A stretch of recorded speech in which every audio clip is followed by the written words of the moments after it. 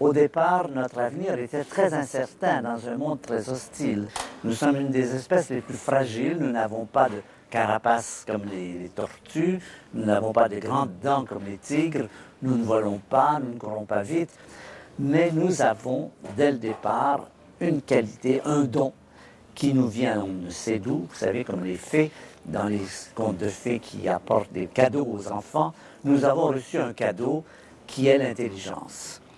Et ce qui était pour nous, au départ, un cadeau qui nous aidait à survivre, s'est renversé, dans le sens que ce cadeau, aujourd'hui, nous menace. C'est-à-dire le fait que nous altérons, que nous changeons tellement rapidement par les œuvres, par notre technologie, par notre intelligence, par notre science, que nous affectons tellement notre entourage. Je parle du réchauffement planétaire, je parle de la pollution, de la fonte des glaces, de sorte qu'aujourd'hui, nous sommes obligés d'utiliser à nouveau notre intelligence, mais notre intelligence non pas pour nous aider à survivre, mais pour nous aider à ne pas le détruire. Nous sommes aujourd'hui 6,5 milliards de femmes, d'hommes et d'enfants sur Terre. Dans moins de 2 générations, nous serons entre 9 et 10 milliards. Nous sommes donc à un tournant de l'histoire de l'humanité. Notre époque est en gestation et c'est à nous de décider à quoi ressemblera le monde à venir.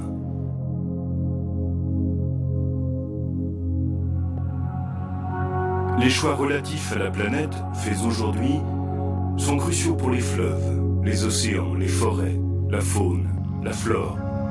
Autrement dit, pour tout ce dont nous avions besoin pour vivre, boire, manger, créer et nous émerveiller. Du moins si nous avons eu la chance de naître dans un endroit favorisé, ce qui n'est hélas pas le cas pour tout le monde. Il y avait néanmoins largement de quoi satisfaire les besoins de tous en eau, en sol fertile et en ressources naturelles. Mais il faut croire que nous n'avons pas été assez doués pour le partage. Ou alors que nous n'avons pas trop cherché à savoir ce qui se passait au-delà des mers et des océans. Et pourtant, pendant que nous consommions allègrement presque sans compter, 1 milliard d'hommes, de femmes et d'enfants n'avaient pas accès à une eau de qualité, ni à une alimentation suffisante. Des humains qui se trouvent souvent pris dans la tourmente de conflits locaux ou régionaux. Aux guerres d'influence politique ou géostratégique ont succédé les guerres pour l'énergie, puis aujourd'hui pour l'eau, demain peut-être pour le bois, le poisson ou quelques hectares de terre fertile. N'est-ce pas là encore un effet de la crise environnementale actuelle? Autre conséquence, tous les dérèglements liés aux émissions de carbone de nos moteurs et centrales thermiques, que ce soit la dégradation des écosystèmes, les perturbations du climat mondial, la montée du niveau des océans, tout ceci rendra encore plus intenables les conditions de vie dans la zone intertropicale et sur les bandes littorales. D'ores et déjà, nous savons que ce sont des millions de réfugiés climatiques que nous devrons accueillir et secourir si rien ne vient contrecarrer les dérèglements écologiques en cours. En avons-nous conscience? Et sommes-nous prêts? Même dans nos pays riches, le chômage et les inégalités croissantes questionnent notre mode de développement.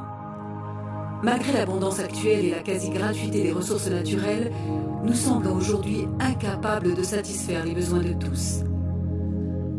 Alors qu'en sera-t-il demain, quand le temps de l'abondance aura touché à sa fin? Finalement, la seule ressource réellement renouvelable sur Terre, c'est l'énergie du Soleil. La surface de la Terre en reçoit chaque jour 10 000 fois les besoins de l'humanité.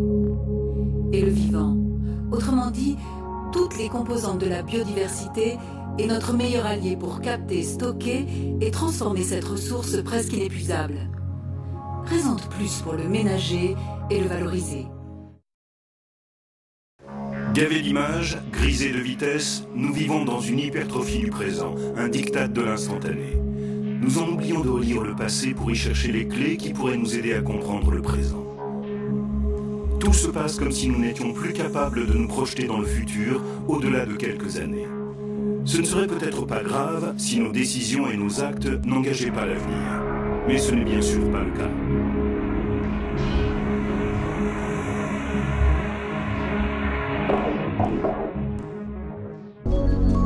Le temps est comme un sablier. Le passé nous apparaît vaste, tout comme l'avenir. Mais entre ces deux immensités, le présent n'est finalement qu'un tout petit étranglement par lequel doit passer chaque grain de sable. Or, c'est ici que tout se joue. Nous devons réapprendre à voir et comprendre le temps long, celui du vivant et des écosystèmes. Ce qui caractérise avant tout notre planète, c'est la vie. Cette vie qui s'épanouit de multiples manières à travers ce que nous appelons biodiversité. Mais au fait, la biodiversité, c'est quoi? Et en quoi nous concerne-t-elle? Ce mot biodiversité est assez récent, mais en fait, ce qu'il veut dire, effectivement, c'est une chose qu'il faut bien avoir en tête, c'est que le vivant est constitué d'entités, d'individus, d'espèces qui sont toutes différentes les unes des autres. Aujourd'hui, qu'est-ce qu'on sait? C'est effectivement ce chiffre d'un peu moins de 2 millions d'espèces, à peu près 1 700 000. Et puis, tous les ans, les naturalistes du monde entier rajoutent à ce catalogue 10 à 15 000 espèces. Pour donner un ordre de grandeur, si les naturalistes continuent à travailler comme ça, dans 3 siècles, on n'aura pas fini le grand inventaire. Il faut bien voir que dans la tête des gens aujourd'hui, la biodiversité, c'est effectivement des espèces emblématiques, c'est le panda, c'est l'éléphant, c'est des grandes espèces végétales et animales. Et de plus en plus, les scientifiques, bien sûr, disent que ces aspects-là sont importants, ce patrimoine est important, mais le plus important encore, c'est ce qu'on ne voit pas, c'est-à-dire toutes ces espèces ordinaires qui, par toutes leurs interactions, leurs relations, font fonctionner le vivant et sont pour la plupart minuscules, c'est-à-dire quasi invisibles. Les grandes espèces dont on parle beaucoup, c'est l'image de l'Arche de Noé, sont finalement des exceptions. Pour résumer, la biodiversité, c'est tout le vivant, celui des gènes, des espèces et des écosystèmes. De la bactérie à l'océan, en somme. Ce n'est donc pas une abstraction lointaine, ni même quelques espèces animales ou végétales exotiques et remarquables. Non, la biodiversité, c'est notre quotidien.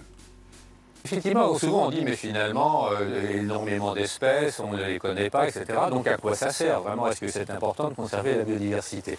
Et alors souvent, on dit, mais regardez, la biodiversité, ce sont les plantes de notre agriculture, ce sont les plantes dont on a obtenu des médicaments, donc on a une vision très utilitaire, très directe de la biodiversité. Et ce que je voudrais dire, c'est effectivement, il y a des tas d'espèces qui n'ont pas un intérêt direct, mais qui sont extrêmement importantes, et on parle beaucoup effectivement de la pollinisation des plantes. Eh bien, on a pu calculer, par exemple, que si les insectes, non seulement les abeilles, mais tous les insectes pollinisateurs arrêtaient de féconder les plantes, l'agriculture mondiale perdait peut-être 20 ou 30% de sa valeur. Donc vous voyez effectivement ce rôle, ces services rendus sont tout à fait importants. Un autre exemple que j'aime bien donner, c'est effectivement les bousiers, donc ceux qui recyclent les excréments, en particulier des ruminants. Quand on a introduit la vache en Australie, on s'est rendu compte que si on n'introduisait pas les bousiers européens, on ne pourrait pas développer les élevages de vaches en Australie. Donc vous voyez qu'effectivement, il faut ces espèces auxiliaires qui jouent un rôle extrêmement important qu'on découvre sans cesse. Aujourd'hui, on peut dire que l'homme ne pourrait pas se payer, d'une certaine manière, la biodiversité. C'est-à-dire toute la richesse du monde ne suffirait pas à compenser ces services perdus si la biodiversité venait à disparaître.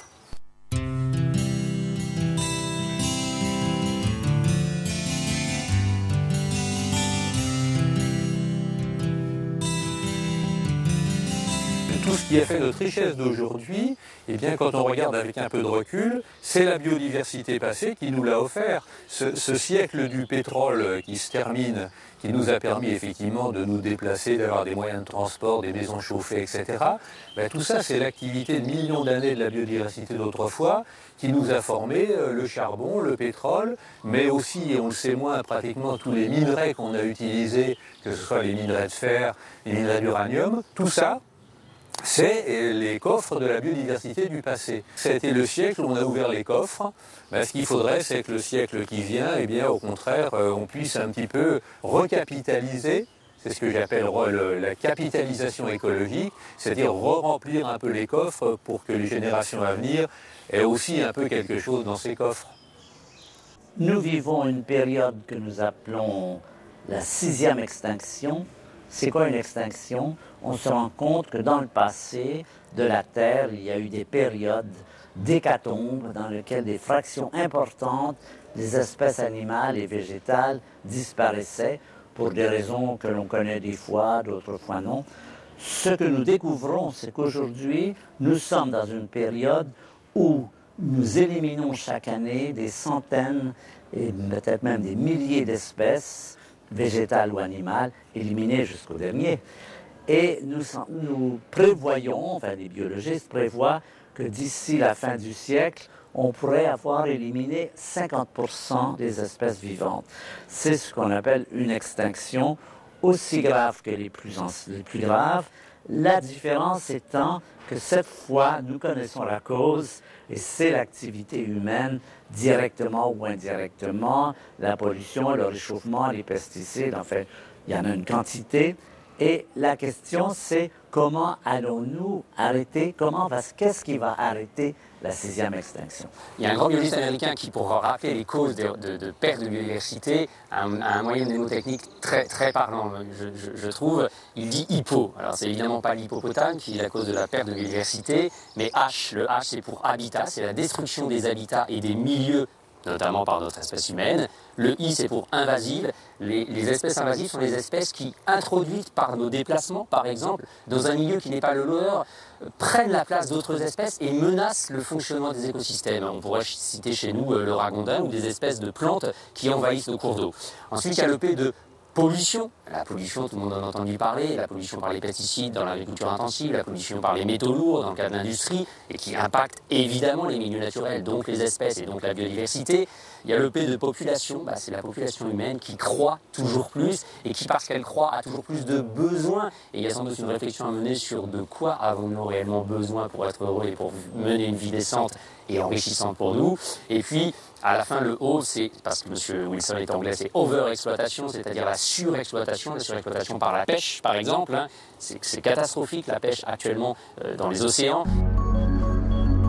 Pour prendre le simple exemple des habitats naturels, ils sont fragmentés et fragilisés de façon inquiétante par l'urbanisation, les infrastructures de transport, les zones commerciales ou encore l'agriculture intensive. On estime que tous les 10 ans, en France, il y a l'équivalent d'un département qui disparaît sous le béton et le bitume. Un département tous les 10 ans. On voit bien que si on continue sur ce rythme, c'est plus possible. Et les chiffres sont clairs. Alors, quelquefois, on ne perçoit pas autant que le réchauffement climatique, parce que le réchauffement climatique, on se dit les cyclones, la canicule, etc. La biodiversité, c'est plus diffus. Mais encore une fois, si on réfléchit tout bêtement aux hirondelles qu'on voyait avant à la fenêtre de sa maison, ou aux insectes qu'on croisait, ou aux fleurs des champs, les coquelicots, les bleuets qui étaient dans nos campagnes et qui disparaissent, on voit bien que c'est au quotidien qu'on peut constater ça et c'est au quotidien que la biodiversité disparaît.